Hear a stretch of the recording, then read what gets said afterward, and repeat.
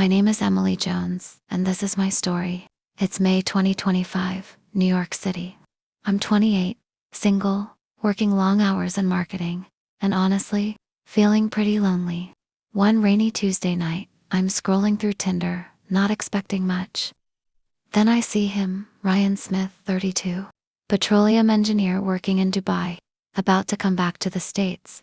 His smile stops me in my tracks. He messages me first. It's light, fun, easy. We talk about the city, work, little things.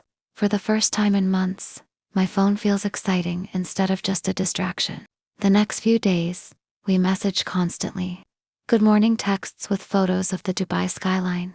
He asks about my favorite coffee spot, my weekend hikes. It feels real. He tells me I'm making his long days on the rig bearable. I start smiling at my phone like a teenager. But deep down, a tiny voice whispers, is this moving too fast? Every morning, a new photo. Every night, a goodnight message. I start looking forward to them more than anything else in my day. Within a week, I'm checking my phone first thing when I wake up and last thing before sleep. I tell myself it's just a fun connection, but I'm already starting to care. Then one night, he asks to call. Not video, he says. The internet is bad on the rig, just audio. My heart races. I'm about to hear his voice for the first time, and everything is about to change. His voice is warm, deep, with a slight California accent. We talk for over an hour.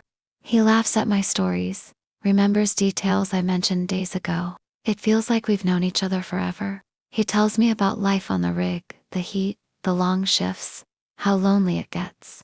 I tell him about my crazy boss and subway nightmares.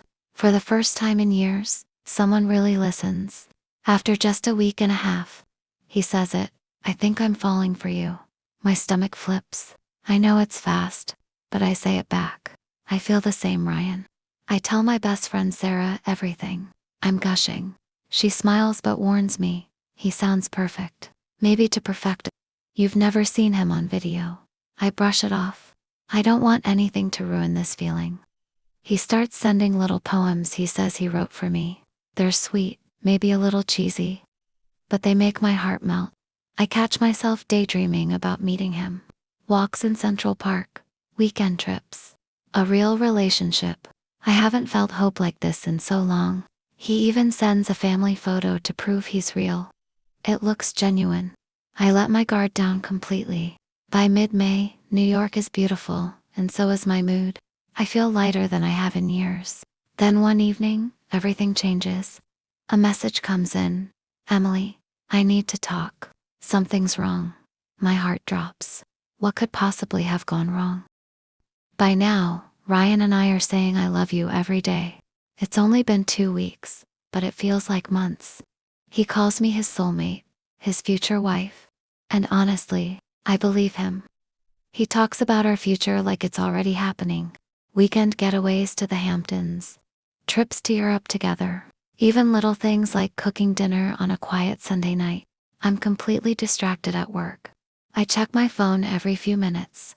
My friends notice I'm glowing. I've never felt this wanted, this seen. New York in full spring feels magical. I imagine walking here hand in hand with him. I start picturing a life together, something I hadn't dared to do in years. He sends voice notes now to hearing him say, I love you, Emily, in that deep voice. It gives me butterflies every single time. I even start buying new clothes, thinking about our first real date. I send him pictures asking for his opinion. He always says, I look beautiful. Sarah tries again to warn me. It's going really fast. And still no video call. I get defensive. He's just in a bad signal area. You don't know him like I do. I start saving all his messages, reading them back when I miss him. I tell myself this is what real love feels like. Intense, all-consuming. I stand on my balcony at night, staring at the city lights, and feel like I'm finally not alone anymore. Ryan has become my whole world. Then, out of nowhere, everything changes. My phone starts blowing up with messages from Ryan. The first one reads, Emily, something terrible happened at work. I don't know what to do. My blood runs cold. What could possibly be so bad? That night, he calls me sounding broken. His voice is shaking. He says there's a major problem with his project in Dubai. He tells me the local authorities froze his company account over a tax dispute. He can't access any money, not even for basic things. He says if he doesn't pay $2,500 within days, the project will collapse, and he could lose his job. He starts crying on the phone. I've never heard a man sound so desperate. Emily, you're the only person I trust in this world. The messages keep coming. He promises it's temporary, that he has the money, just can't access it right now. I don't sleep that night. My heart says help him. He's the man I love. But my gut, something feels off. Why me? Why now? I open my banking app. I have the money. It's not my entire savings, but it's a lot. I almost send it right then. I'm seconds away from hitting send, when something stops me. A voice in my head screams, wait, just wait, and that one moment of doubt might have saved me from losing everything.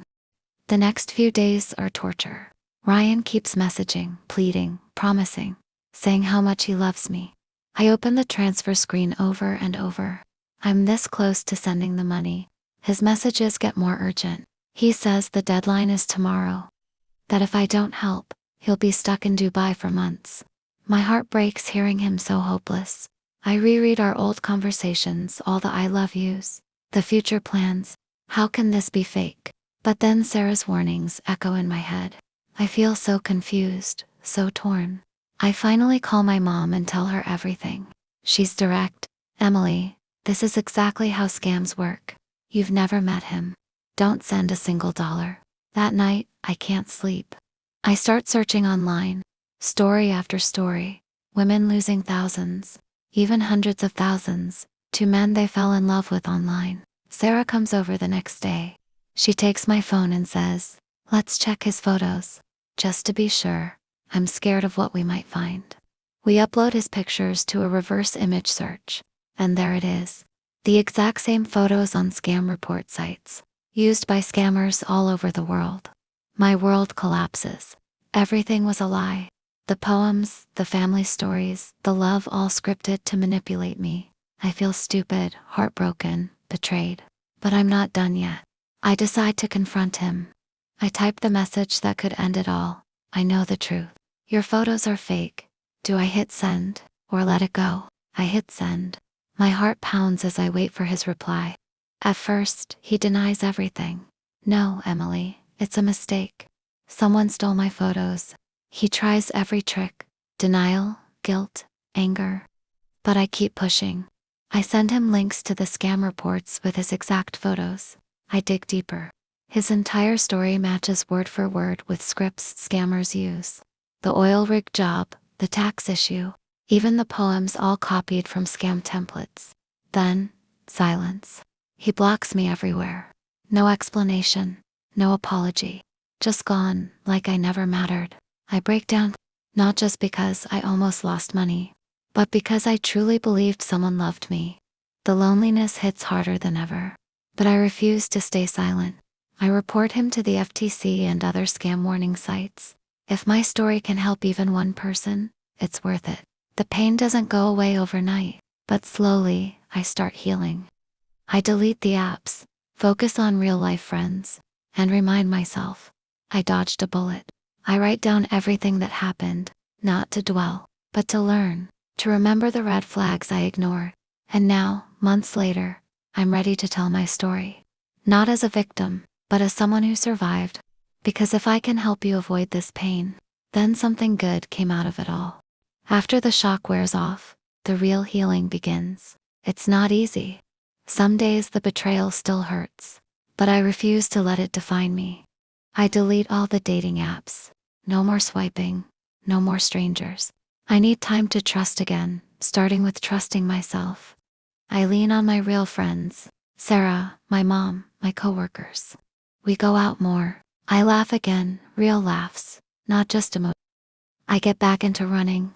Early mornings in the park, no phone distractions. I rediscover the joy of being alone without feeling lonely. I pick up old hobbies, reading, journaling, cooking new recipes. I remember who I was before Ryan, and I like her. I write down every red flag I missed. Not to beat myself up, but to make sure I never ignore them again. Months later, I decide to turn my pain into something helpful. I'm making this video not as a victim, but as someone who got out in time. If my story saves even one person from the same heartbreak, it was worth it. Romance scams are one of the biggest online frauds today. People lose millions, sometimes their entire life savings. But knowledge is power. Here's what I learned the hard way. Red flag number 1. If they keep making excuses for no video calls, bad internet, broken camera, whatever, walk away. Real people show their face. Take their profile pictures and run them through Google reverse image search or T. If the photos appear on stock sites or scam reports, it's fake. The biggest red flag, they ask for money for emergencies, flights, medical bills, anything. No matter how convincing the story, never send a cent. Tell someone you trust what's happening. An outside perspective can spot things you're too emotionally involved to see. Real relationships build slowly. If they're saying I love you and planning a future after just weeks, slow it down. Love bombing is a common tactic. If it turns out to be a scam, report it to the FTC at reportfraud.ftc.gov or your local authorities. You might help stop them from hurting someone else. You deserve real love, the kind that doesn't ask for your money or rush your heart. Stay smart, stay safe, and don't let anyone dim your light. Thank you for watching. If this helped you or someone you know, please like, share, and subscribe. Take care.